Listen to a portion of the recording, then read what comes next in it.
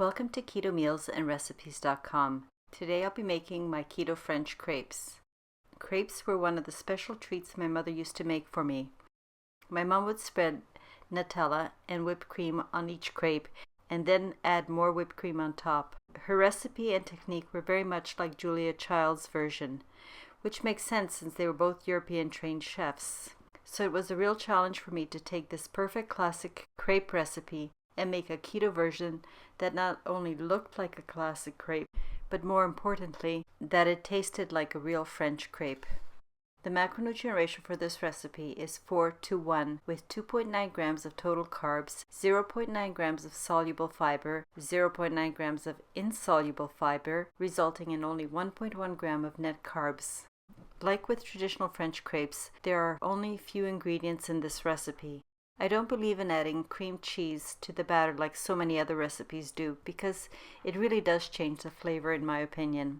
The first thing you should do is sift your dry ingredients through a fine mesh sieve. This is important because a lot of nut flours tend to clump, and passing the nut flour through a sieve first will make the crepe batter much smoother. Now let's add the almond flour and the psyllium husk. Whisk the ingredients through the sieve and then set the bowl aside for a moment. Next, add the wet ingredients directly into the blender. Start with your 4 eggs, add the melted ghee and the water. Instead of adding milk, I'm going to take half a cup or 165 grams of water and add the cream to it. Stir it well and then add that to the blender. This adds more fat to the total mixture. Next, I'll add the MCT oil, and I have chosen that because of its health benefit and because of its neutral taste. But you can substitute the MCT with grapeseed oil because it also is very light in taste. After you've added the wet ingredients, blend well for about 60 seconds and add the dry ingredients to the blender, and blend until all the ingredients are well combined and the batter looks creamy and runny. At this point, add the whey protein isolate and glucomannan and blend again. When the batter is well blended, cover the blender with its lid and let the batter rest for about 2 hours. This will allow the almond flour and the other dry ingredients to absorb the liquid ingredients and thus form a creamy, smooth batter. After the batter has rested, blend again for about 15 seconds. Check the batter for consistency and add more water as needed to get runny and creamy fluid. Next, set your element to medium-high and heat the pan. When the pan is hot, reduce the heat setting to medium-low and brush the ghee over the surface of the frying pan or crepe pan. Pour about 1/2 cup of batter into the center of the hot pan and immediately tilt to cover the entire surface with a thin layer of batter. Fry on this low setting for about 2 or 3 minutes. To see if your crepe is ready to be flipped, lift the edge to test structural integrity. If needed, keep frying for a bit longer before flipping to the other side. One of the things you can look for as an indicator to flip is that the top doesn't look wet.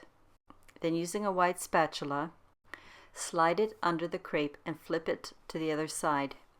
Fry until the second side of the crepe is also golden. Flip the crepe from the pan and onto a plate that has a piece of parchment on it. Repeat with the rest of the batter. This recipe will make 8 15 centimeter or 6-inch crepes. Remember to place a piece of parchment paper between each crepe. This way they won't stick together. Repeat the same process until you have used up all your batter and made all 8 of your crepes. One last thing I'd like to mention: if on occasion you happen to have a little accident and you tear your crepe while trying to flip it over, not to worry. Just put it back in position and add some batter to act as glue. When the added batter also gets fried up, you then flip it over, and voila! And here you have a perfect crepe, and no one will know that there was anything ever wrong with this particular crepe. This batter and this technique is very forgiving. Although using nut flour instead of wheat in your batter is a little bit trickier, it's quite easy to master. So have fun practicing, and remember, even your mistakes are really tasty. And remember not to handle the crepes while they're hot. Let them cool completely. And when the crepes are cooled, they'll be much easier and more sturdy, so you will be able to roll them or fold them as you like. Now to make this an absolutely amazing Croatian crepe or a palacinke, like the ones we could buy in Croatia, which unfortunately were not keto. The first one my children enjoyed was in Vish, and my kids raved about how wonderful the palacinke were. And in this episode, I'm going to show you how to fill the palacinke. First, spread about 1 tablespoon of my keto Nutella over half of the crepe. Then pipe plain unsweetened whipped cream over about 1/4 of the crepe, over the area with the Nutella. If you want, you can add a few berries of your choice or leave them off. Then fold over into half and then onto a quarter. And this is one of the ways to present your crepes. However, one of the other ways we had crepes in Vish, Split, and Dubrovnik, Croatia, was to have the crepes rolled up, as shown here. Enjoy! Thank you for watching this video. Please share this video and subscribe to help this channel grow. See you next time. The link for the printable Keto French crepe recipe, as well as the link for the Keto Nutella, are both available in the description below.